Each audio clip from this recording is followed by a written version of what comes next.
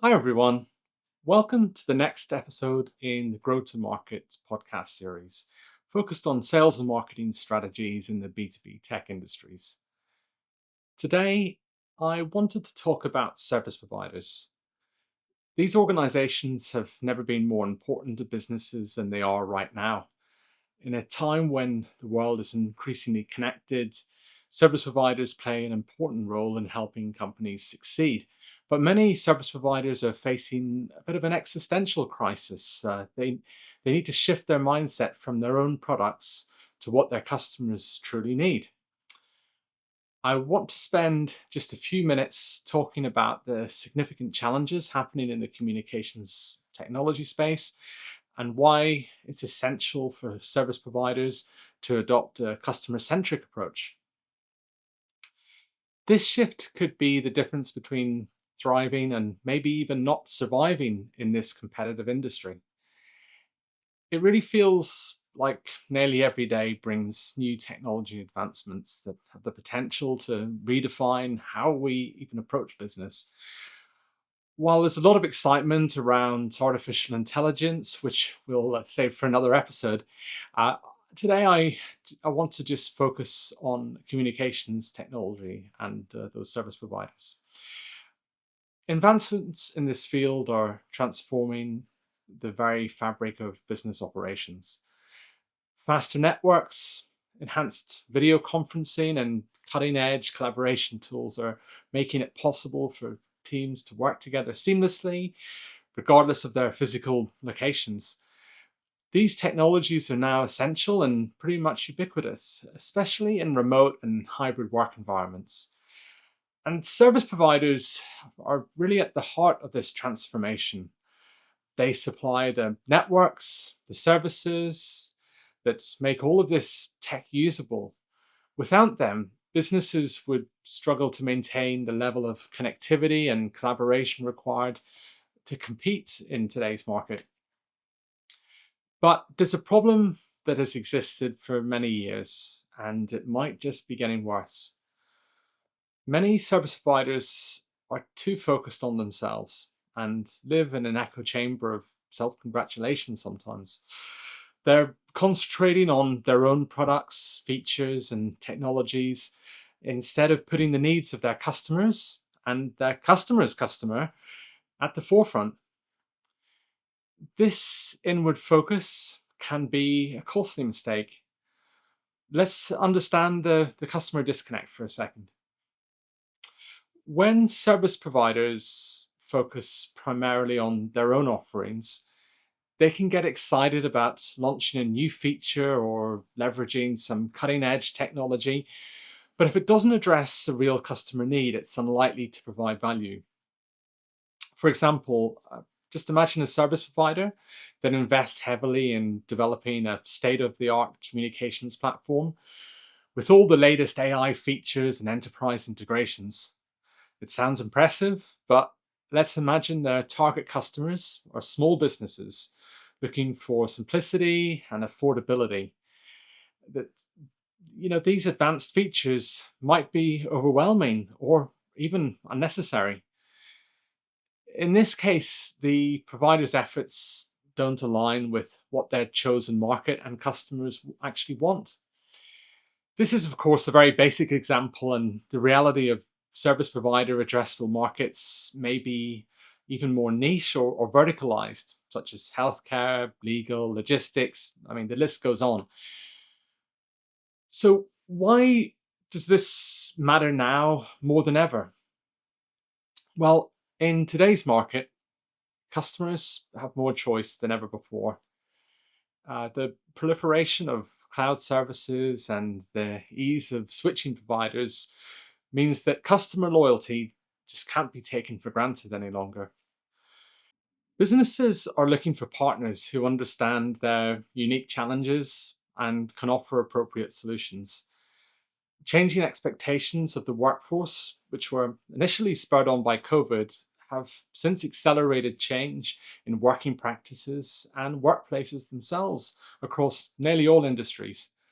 Companies are reevaluating their technology stacks and are more open to change if it means better alignment with their needs. Again, service providers who fail to recognize this shift risk being left behind. So, what does it mean to be customer centric? Well, at its core, a customer centric approach involves putting the customer's needs, preferences, and experiences at the center of everything you do. It's about understanding their pain points and needs, then finding ways to solve them effectively. Here are just a few strategies to adopt within product and marketing teams. First, active listening. Engage with your customers regularly. Use surveys, feedback forms, and direct conversations to gather valuable information. This also means confirming you truly hear their point of view rather than walking away with a limited understanding, perhaps tainted by your own judgments and opinions. Second is personalization. You need to offer solutions that can be tailored to meet chosen customer vertical or niche needs rather than a one size fits all product. This doesn't mean you need solutions for every single problem out there, just for those sub-markets that you choose to target. Third, be proactive with existing customers. You can anticipate customer needs at a distance by understanding product usage metrics and propose solutions before issues even arise. Having a strong feedback loop between support, product, marketing, and sales not only helps satisfy customers, but can also have a strong effect on ARPU and other revenue metrics. Finally, you must continuously improve. Customer feedback is pretty useless if no one takes action. Product and marketing management should lead by example, refining and improving services continually. Most important, not being afraid of their own positions if they want to propose a new direction for the business or proposition. So, how do service providers avoid falling behind? Well, I've seen many businesses being led by executives who can't delegate product and marketing strategy, but then they also don't take the time to understand their customers' needs. Instead, many of them lead with opinion, which is positioned as fact, and on occasion, they are too strongly influenced by vendors and partners who spend a lot of money wining and dining leadership teams who often want as easy life as they approach retirement or maybe even their next senior posting. I know this might all sound a bit negative and perhaps even vitriolic, but I promise you that those who might disagree have either been lucky enough to avoid this toxicity in their careers, or maybe they're complicit in it themselves. But I want to go back to some positive steps you can take. How do you get those deeper customer insights? You could consider starting with customer personas. To do that, you develop detailed profiles of your ideal customers. Simple as that. You understand their industries, their roles, their challenges, and their goals. Write them down to remind yourself and your team who is the real boss here. Then map the customer journey. Identify all the touch points a customer has with your company and your products, from initial awareness to post purchase support, often called the lead to cash to care process. Look for areas where the experience can be improved. And again, having this documented and shared with internal stakeholders will save a lot of time and some repetition in meetings. You should also really think about creating open communication channels. You can consider building a positive habit with regular check-ins, for example. Book regular meetings or calls with your customers to discuss their experiences and gather feedback. Having these engagements in the diary means you will make time for this important activity. Otherwise, it might just get overlooked. You should also look into your feedback mechanisms. Make it easy for customers to provide feedback, such as in-app surveys or questionnaires. There are lots of ways to do this with tools like Hotjar and Typeform, just to name but two. And then on to the actual execution. You must see flexibility and adaptability as positive characteristics to survive. Consider adopting some agile practices to quickly adapt your services and products based on customer feedback and changing market conditions. And no, this doesn't need to be a whole agile industry built around your entire business.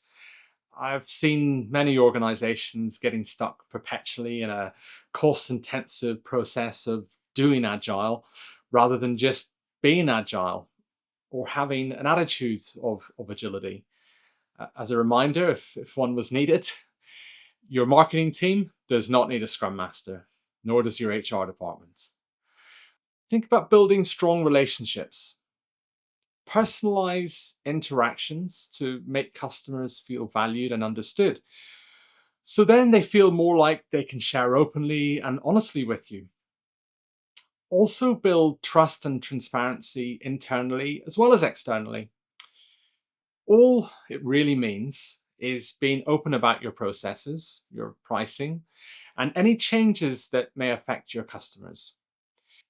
If your internal teams feel as though they are not complicit in a lie or exaggeration, they are more likely to be able to trust their own leadership to then share ideas that can transform businesses. So, thinking back to Grow to Market and what this podcast is all about, what is the role of marketing here? Well, marketing plays a central role in a customer centric culture. It's not just about promoting products, but also about communicating value, building trust, and maintaining positive relationships with current and potential customers. Here are a few ways I can think of that marketing can help. First of all, with content. Use blogs, white papers, and webinars to educate customers about industry trends and how your services can directly address their needs and solve their problems. Take social media and community.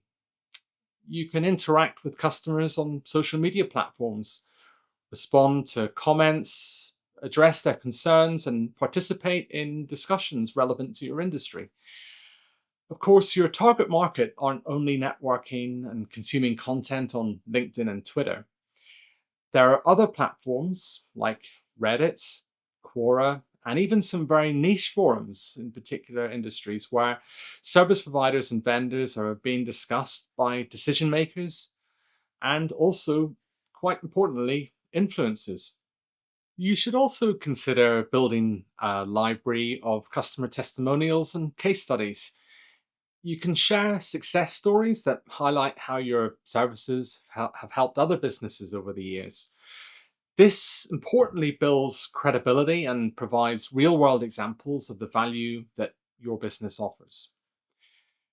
This all sounds great, but there are some challenges to overcome. There might be a huge cultural shift. You may need a fundamental change in company culture, shifting from product focused to customer focused thinking. It might be necessary to deal with toxicity or even corruption within teams or at a leadership level. I know these are strong words, but I'll give you an analogy.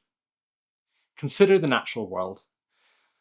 It's very hard for plants to grow healthily where there is contaminated ground or dominating weeds stifling new life. Even if new seedlings are introduced, they soon become starved of light and nutrients and will die. Creating a positive environment for growth should be one of your first goals before even trying to adopt new processes, tools, or hire new teams. So, what happens if you don't take any action? Service providers who ignore a customer centric approach risk survival. First, there may be increased churn. As customers become dissatisfied with generic solutions, they're more likely to switch to competitors. You may also find that you start to generate a negative reputation. In a highly connected world, negative reviews and word of mouth can quickly damage a company's reputation. And let's not forget about missed opportunities that will never be uncovered. Failing to adapt to customer needs can result in lost sales and reduced market share. Worse still, because those potential customers will not even consider you or be known to you, you will never know they even existed.